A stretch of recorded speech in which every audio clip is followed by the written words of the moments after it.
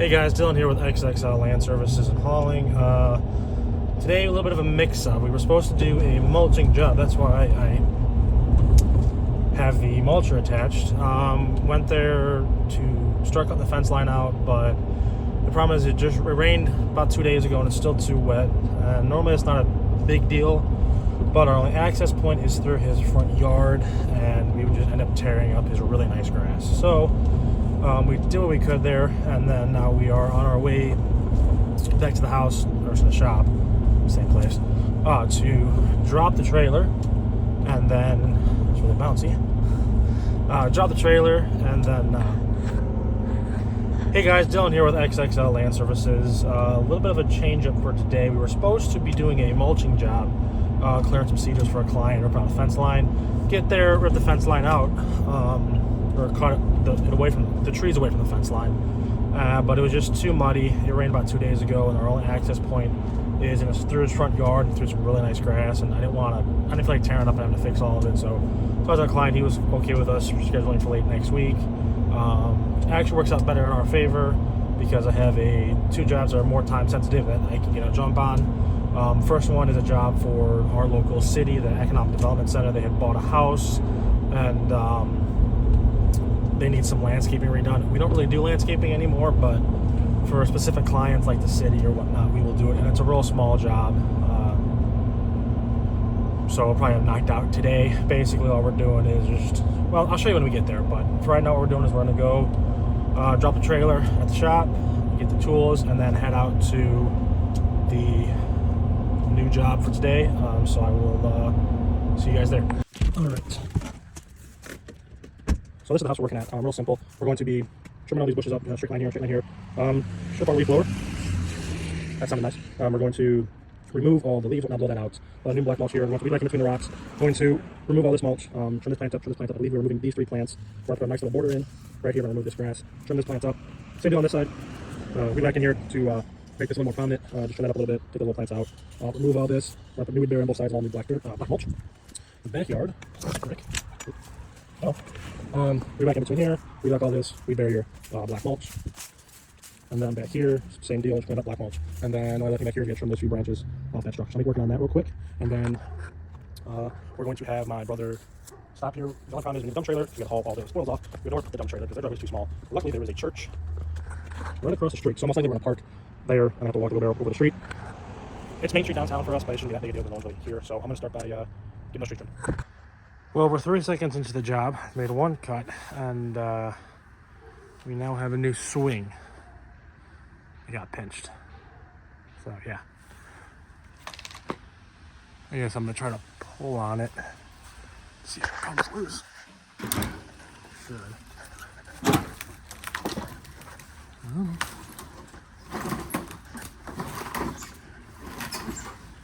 Well, it's moving. It's the right side.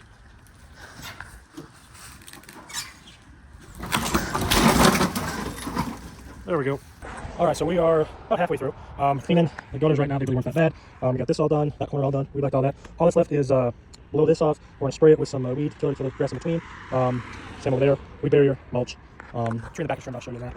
And then my brother has a landfill to dump all that, and then he's gonna go to Home Depot to pick up the edging that they want. So while he's gone, I'm going to clean the gutters, get everything kind of more cleaned up, and then get the weed barrier, put the weed barrier in, and then when he gets back, all I have to do is put the mulch edging. So we'll have knocked out today. I do have a quote between 3 and 4. So hopefully he should be back by then. It's about a couple hours now. But yeah, let's go get the rest of the gutters cleaned. This is where the trim works more, not order comes into play. I was cleaning the gutter and just kind of throwing it on the ground. I thought, oh wait, hold on, I have a wheelbarrow. So now, instead of having to do this twice, you just kind of throw it in there. And again, I knew that. I had a tendency just to get in the mindset, just work, get it done, and then we'll kind of figure out, clean out later. Not the best mindset. So it's good to kind of think ahead. But yeah, let's get back to where these gutters at.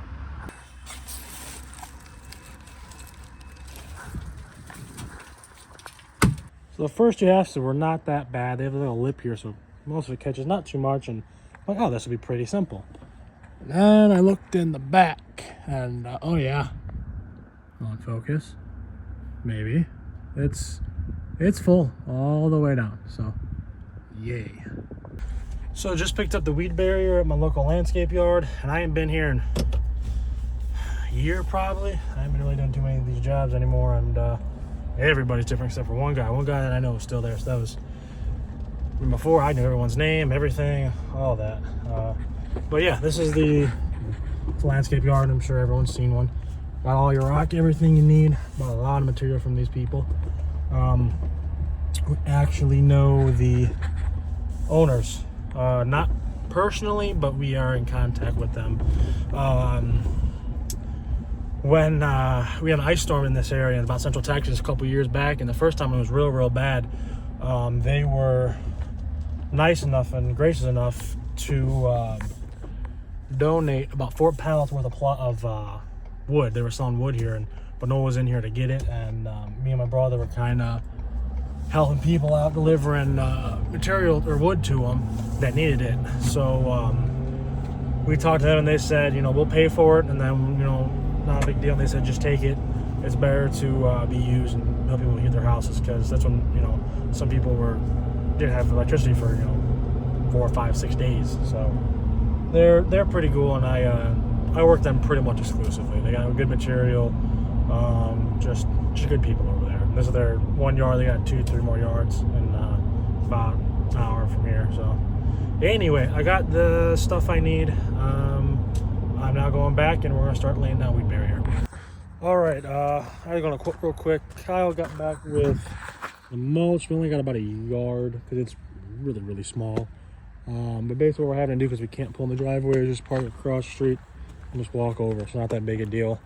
But gutters are cleaned, everything's trimmed up, good to go. We're starting in the back, have the barrier down. We still need to put in the edging. We haven't done that just yet, but he just got here with the edging. Came through weed whack in between all of the stone, which took forever. Mulch going here. How's the landfill? Pretty muddy?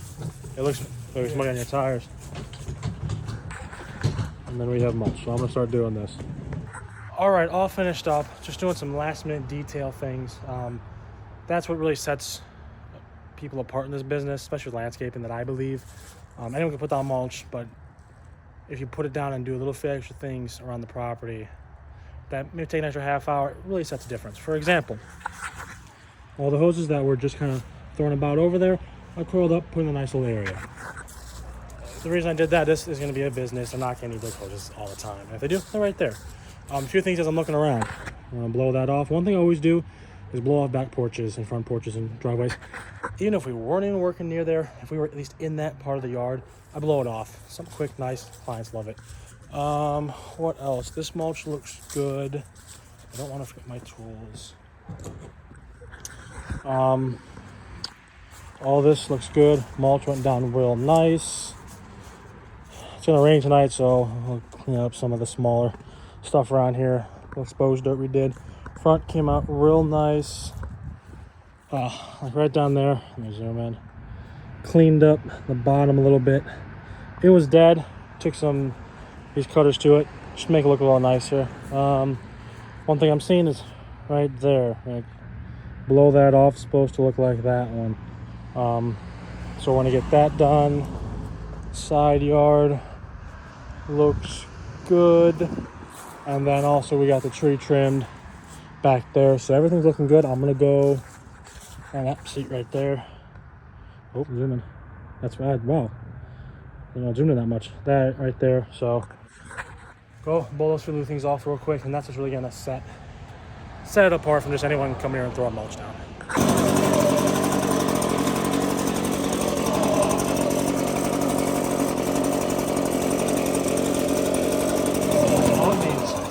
All you want to do is do that at idle. If you do full throttle, you can make a bigger mess. Really try to clean up.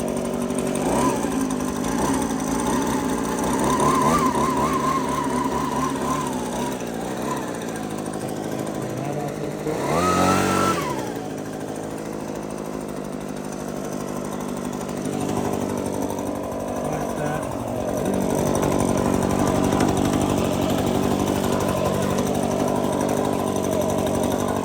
Back porch, right.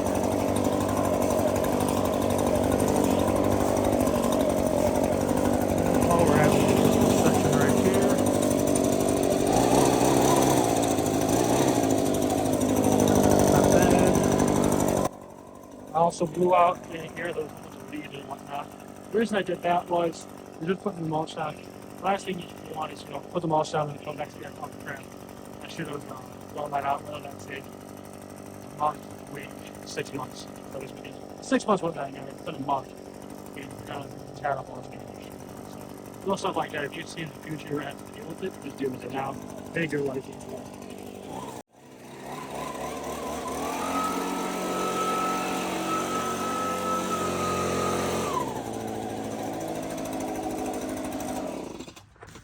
Again, that's just my 2 cents on it. I believe that's what works the best. Marketing is great. Marketing works. But when you're first starting out, word of mouth is the way to go. With my business, I've spent,